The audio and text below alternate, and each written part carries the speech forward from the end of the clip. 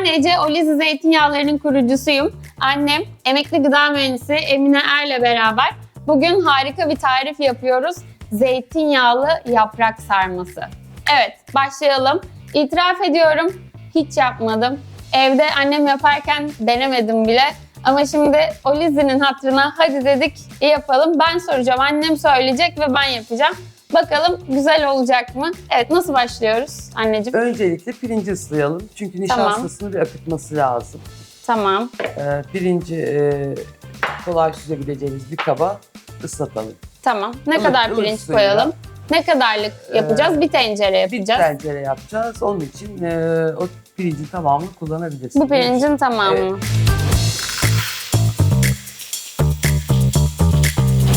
Tamam. Onu Burada yarım kilo mu vardı? yarım kilodan biraz fazlaydı. Biraz göz kararı oluyor burada işler. Yapacak bir şey yok. Pirinçlerimizi ıslatıyoruz.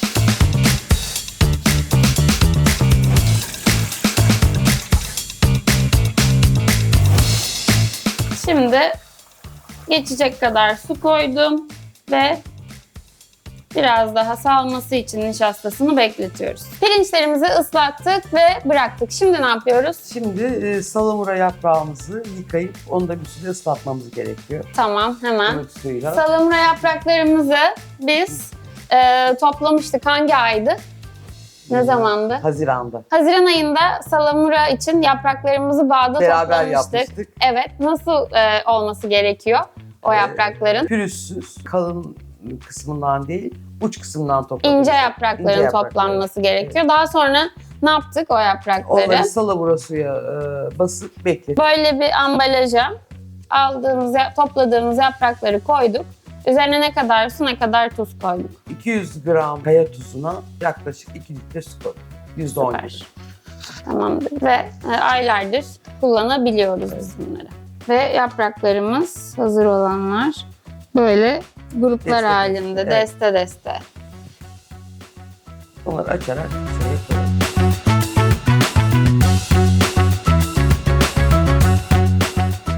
Çok fazla emek isteyen bir yemek.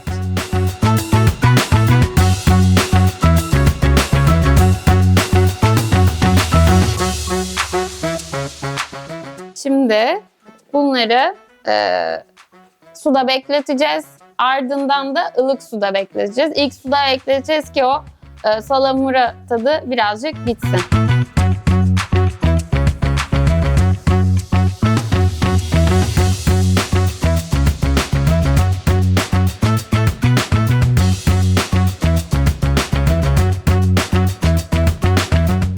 Evet, şimdi yapraklarımızı ıslattık. Ne yapıyoruz? Soğanlarımızı soyuyoruz, harcımızı hazırlamaya başlıyoruz. İç harç, pirinçlerle beraber iç harcımızı yapacağız. Onun için soğan. Ne kadar soğan gerekli? Bir büyük. Bir büyük. Bizimkiler küçük birazcık. O Üç yüzden tane şöyle yeterli. 3 tane alıyorum.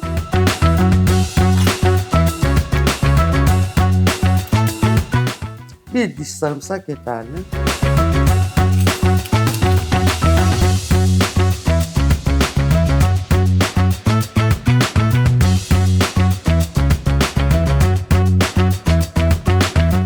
Sarma yapmak ciddi bir iştir.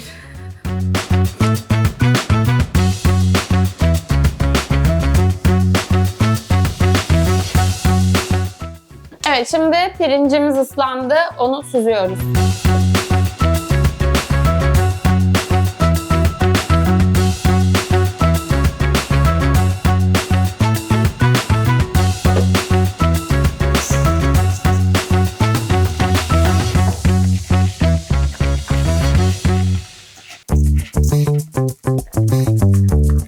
Şimdi üzerine Soğanları doğradığımız döküyorum. soğan ve sarımsağı döküyorum.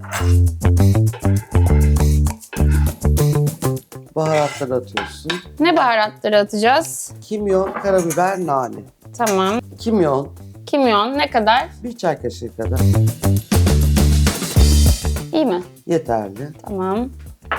Nane, bir tatlı kaşığı kadar Bolca koyacağız. bolca. Nane çok keyif veriyor. Tamam. Yeterli. Bir çay kaşığı kadar Karabiber. karabiber. Yeterli. Tuz atalım, evet. Tuz az atalım çünkü salamura olduğu için yaprağımız Evet. biraz tuzlu. İyi mi? Yeterli. Şimdi karıştırıyor muyum? Domatesimizi koyalım. Domates. Yazdan yaptığımız domatesimiz.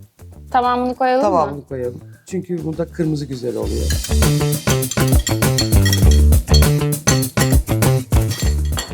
Ve Bir yemek kaşığından fazla salça koyalım. Kırmızı sarmaya çok yakışıyor. Bu da kendi lezzet yaptığımız olarak ev da. salçası bu arada. Evet. Yeterli midir? Yeterli. Şimdi maydanozlarımızı da alalım. Bir tutam maydanoz yeterli. Öyle iyi midir? Yeterlidir.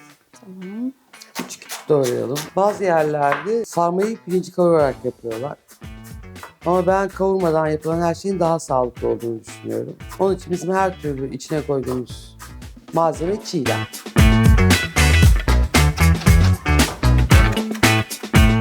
Bir renk daha ekledik, değil mi? Evet.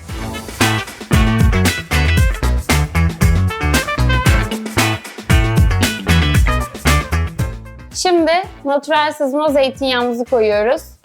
Biz burada Olizi Premium Organi tercih ediyoruz.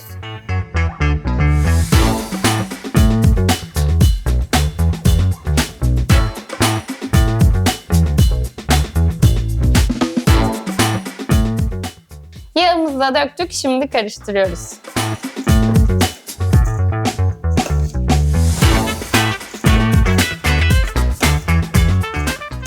Evet, güzel bir karışım oldu. Her rengi görüyorum içinde. Kırmızı, yeşil, pembe. Beyaz. Güzel. Beyaz pirincimiz, evet. Ve en önemlisi yağın güzel kokusu geliyor. Şimdi yapraklarımızı süzüyoruz.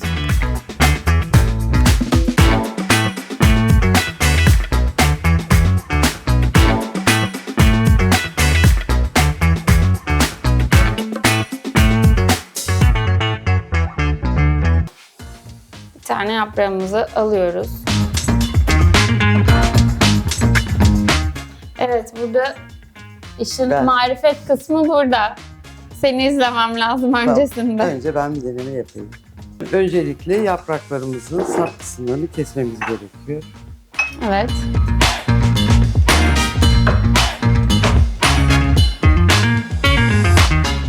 Ben içi çok olan sarma seviyorum. Doyurucu olması açısından.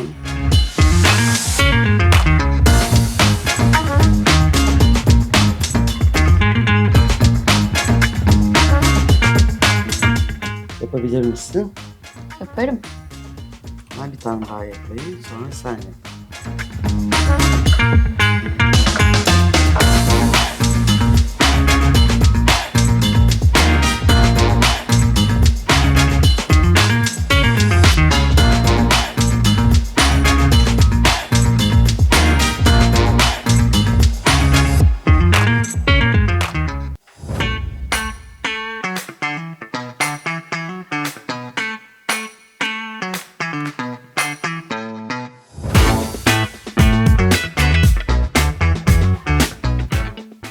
Evet. Hadi bakalım.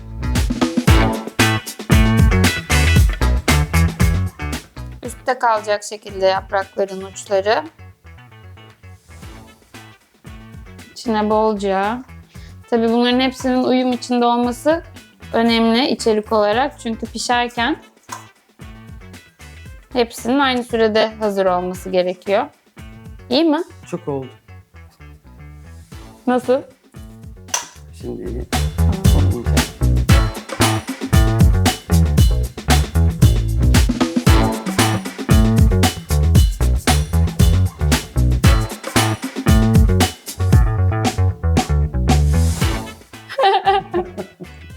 Bayağı kalın parmak oldu. Bakalım. Şimdi devam ediyorum. Aldık. Koyduk. Sapımızı kestik.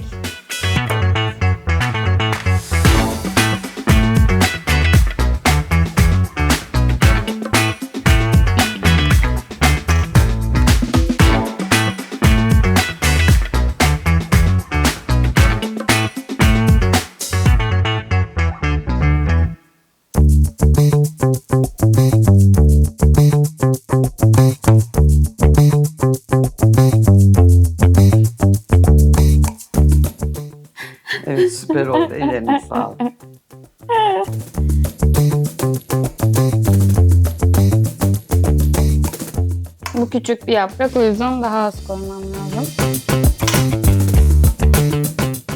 Önce arkaları kapatıyoruz. Sonra yanlarını. Sonra yanları kapatıyoruz. Sonra sıkarak sarıyoruz. Sonra sıkıca sarıyoruz.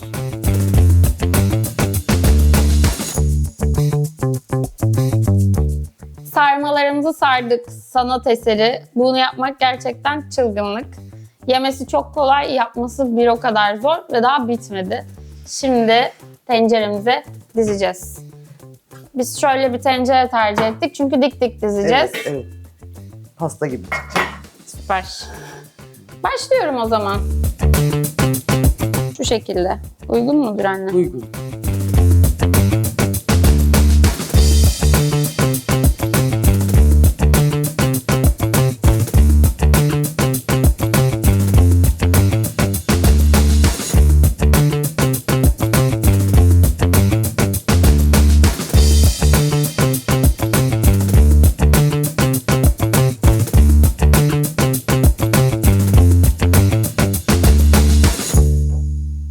Aslında çok gibi görünüyor ama bir tencereyi anca dolduruyor. Evet, hem de tenceremiz çok büyük değil. İşte Çok emekli bir yapması iş. çok emekli ve löp löp tek lokmada hepsi yutulacak ve gidecek. En çok lezzeti veren şey kesinlikle yaprak. Yani bence çok yaratıcı bir yemek. Üzümün yaprağından böylesine lezzet dolu harika bir yemek yapmak harika.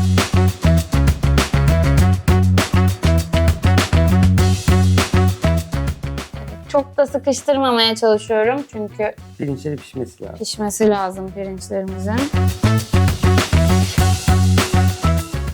Bir tane herhalde. Ekliyorum ve son bir. Biraz fazla sarmışız ama onları da başka bir kapta Dolaba koyabiliriz. dolaba koyabiliriz. Frize Dip frize koyabiliriz. Şimdi üstüne Veya bir başka bir kapta limon pişirebiliriz. dilimleyelim.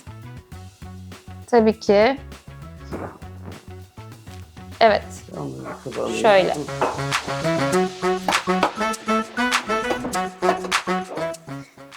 Dizdik. Şimdi ne yapacağız? Ellerine sağlık. Üzerine bir zeytinyağı dolaştıralım. Tamam.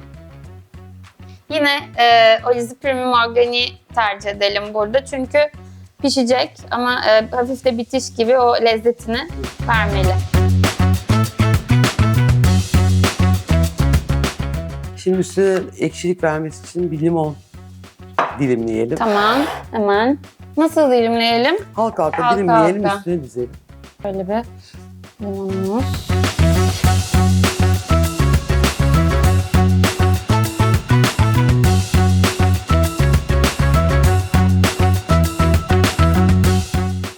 Üstüne koyalım.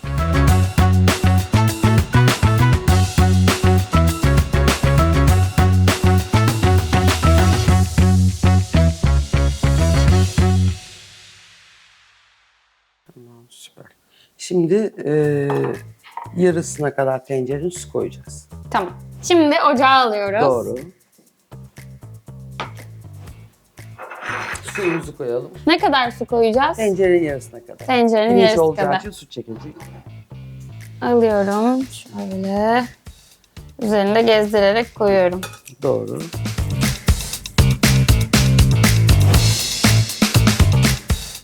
Kaç derecede? Sonda mı, ortada mı? Önce yükseğe yakın, kaynadıktan sonra ortada. Tamam, zaten sesini duyacağız. Üstünü kapatıyorum. Aynen öyle. Ne kadar sürecek pişmesi? Yaklaşık 45 dakika. 45 dakika. Evet. Kaynadığında ortaya mı alacağız? Evet, evet. Tamamdır. Bekliyoruz. Ellerine sağlık. Senin eline sağlık. Sarmamız pişmiş midir, pişmemiş midir? Kontrol edelim. Bakalım hemen. Üf, çok güzel görünüyor. Bir tanesini çek içinden. Tamam. Kesip bakalım.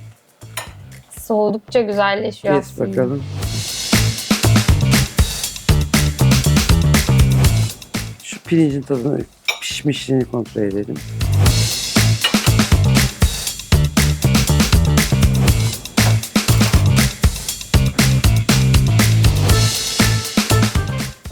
Birkaç dakika sonra pişecek herhalde. Hı. Biraz diri. Evet.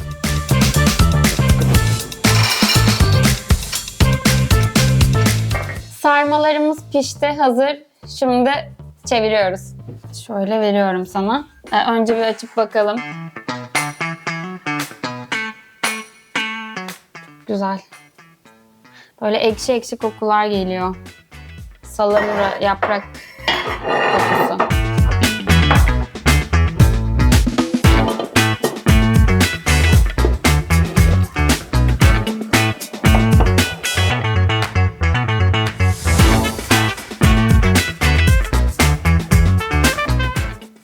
Şöyle biraz yardım edeyim. Harika. Nefis. Biraz daha zeytinyağı gezdirelim mi üzerinde? Gezdir.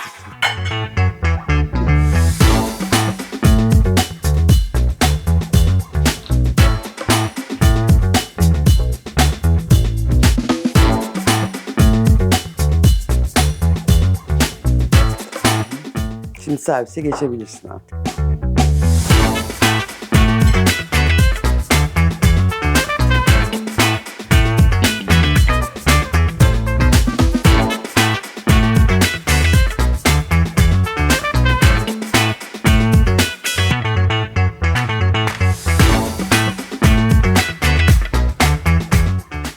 Servis oldu herhalde. Bunun üzerine güzel bir süzme yoğurdu birazcık suyla açtım. Ondan da ekleyeceğim.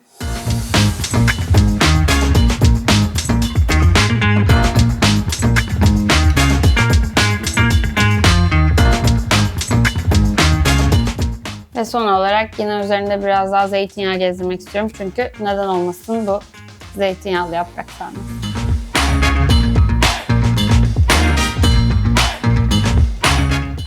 Tadına bakalım mı? Bakalım.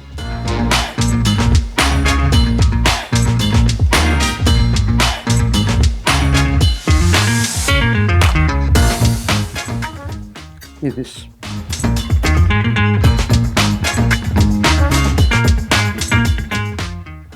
Harika. Harika olmuş. Elleri sağ.